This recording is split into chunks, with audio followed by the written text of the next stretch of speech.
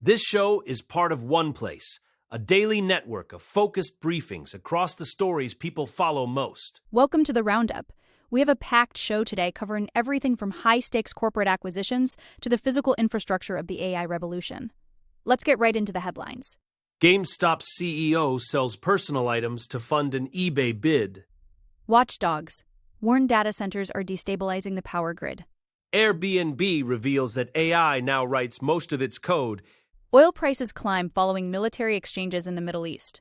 Witnesses testify against Sam Altman in the Elon Musk trial. A U.S. trade court strikes down Trump's global tariffs. Cloudflare cuts over 1,000 jobs citing AI efficiency. Former OpenAI board members describe a culture of lying. First, GameStop's bold move. GameStop CEO Ryan Cohen is taking a very literal approach to his proposed $55 billion acquisition of eBay. In a move that feels like it was pulled straight from a meme stock playbook, Cohen has opened his own eBay storefront to sell personal items, claiming the proceeds will help fund the massive deal. The items up for grabs range from vintage video games and baseball cards to a painting of his toy poodle, Tylee. Most bizarrely, a pair of white Adidas crew socks reached a bid of over $14,000, while the storefront was briefly suspended. It has since been reinstated. Cohen's public strategy seems to be a mix of performance art and corporate signaling, though investors are left wondering if this is a serious financial plan or just another chapter in GameStop's eccentric leadership saga.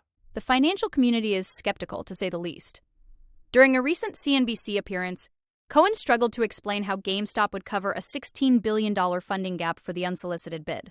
This lack of clarity led high-profile investor Michael Burry to dump his GameStop shares, warning that people shouldn't confuse debt for creativity. GameStop currently holds a 5% stake in eBay and is offering a mix of cash and stock, but the company's valuation makes the $55 billion price tag look like a massive stretch. Cohen insists that under GameStop's wing, eBay could become a legitimate competitor to Amazon, worth hundreds of billions. However, with the stock dropping 10% after his interview, it seems the market isn't yet sold on the idea that selling tube socks will bridge the multi-billion-dollar gap. Next, the power grid. The North American Electric Reliability Corporation, or NERC, has issued a Level 3 alert, its highest level of warning, regarding the stability of the power grid. The culprit? The massive influx of data centers, particularly those used for AI training and crypto mining. These facilities aren't just heavy users of electricity. They create what NERC calls wild power swings. These fluctuations can happen in a matter of seconds, moving from extremely high to extremely low usage. This volatility leaves grid operators with almost no time to react, creating a significant risk of widespread blackouts across the US, Canada, and parts of Mexico. The agency is essentially saying that the current infrastructure and management procedures are simply not equipped to handle the unique demands of modern computational loads, which are surging at an unprecedented rate. This isn't just a theoretical concern for the future. NERC has issued 3 warnings in the last 9 months alone. The Level 3 alert is a call for essential action requiring grid operators to file formal risk mitigation plans by early August. The problem is that AI workloads are fundamentally different from traditional industrial or residential power needs. They are intense and unpredictable.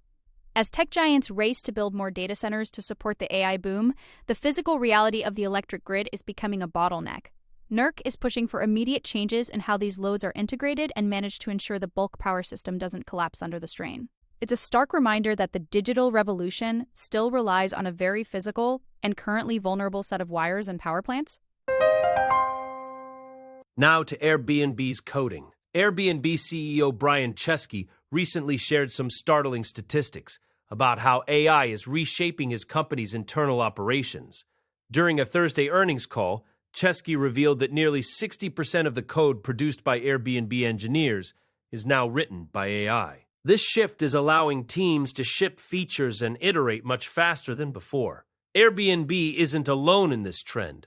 Shopify and Google have reported similar or even higher percentages of AI-generated code. But Chesky is taking it a step further by changing the expectations for management.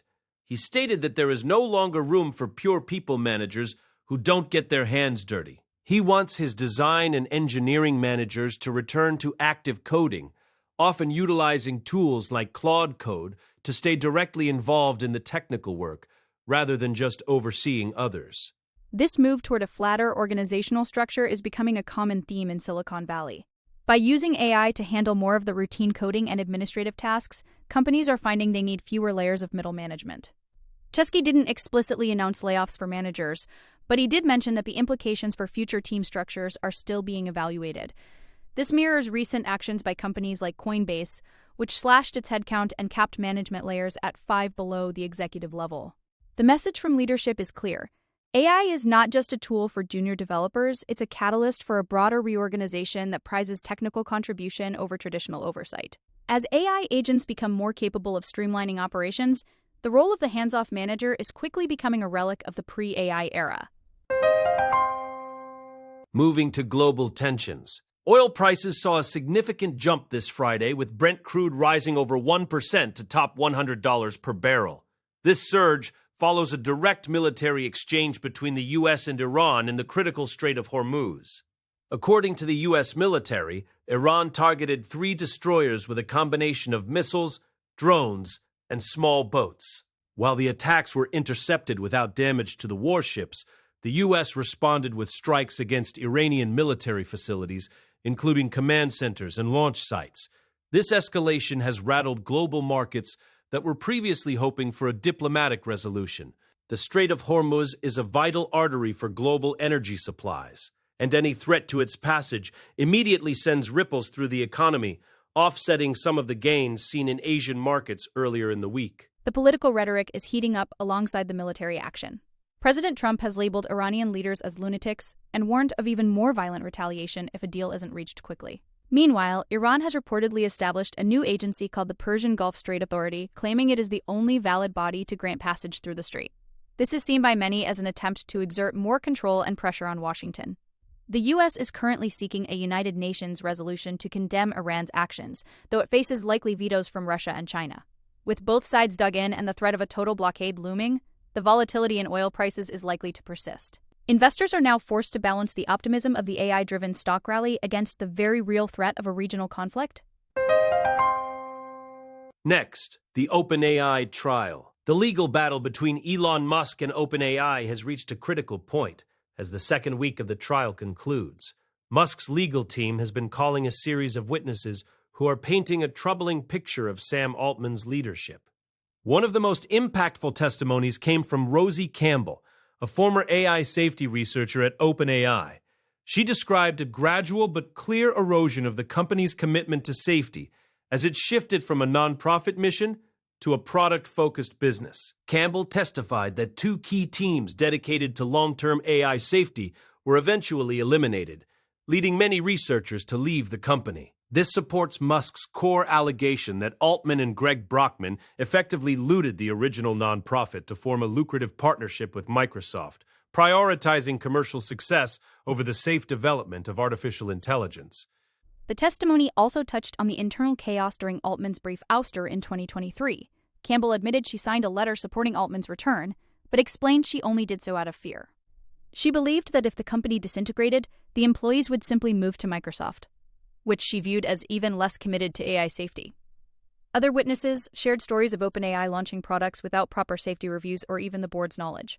These accounts are designed to show the jury that Altman was not acting in the best interest of the nonprofit's mission. While it's still up to the jury to decide on liability, these 2 weeks have certainly provided Musk with significant ammunition to challenge Altman's public image as a cautious and honest leader in the high-stakes world of AI development. Now, a tariff ruling. A U.S. trade court has ruled against President Trump's latest 10% global tariffs, delivering a victory to small businesses that challenged the measure. The court found that the across-the-board tariffs were not justified under the Trade Act of 1974, which Trump had invoked. That specific law allows for duties to correct serious balance of payments deficits or to prevent a sharp depreciation of the dollar. However, the judges ruled that the trade deficits cited by the administration did not meet the legal threshold required by the act. This ruling is a significant setback for the administration's trade policy, as it suggests that the executive branch cannot simply use decades-old trade laws to bypass the Supreme Court's previous restrictions on emergency economic powers. It's a rare legal check on the president's ability to unilaterally impose broad trade barriers. Despite this legal defeat, the president is not backing down on his broader trade agenda. On the same day as the court ruling, Trump issued a new ultimatum to the European Union. He has given the EU until July 4th to implement trade deal commitments, specifically regarding the reduction of tariffs on U.S. industrial and agricultural goods. If the deadline isn't met, he has threatened to raise tariffs on European cars to much higher levels, potentially up to 25%. This comes after a call with European Commission President Ursula von der Leyen, where both leaders reportedly agreed on preventing Iran from obtaining nuclear weapons, but remained at odds over trade. The slow pace of legislation in the European Parliament has frustrated the White House, and this new deadline sets the stage for another major trade confrontation this summer.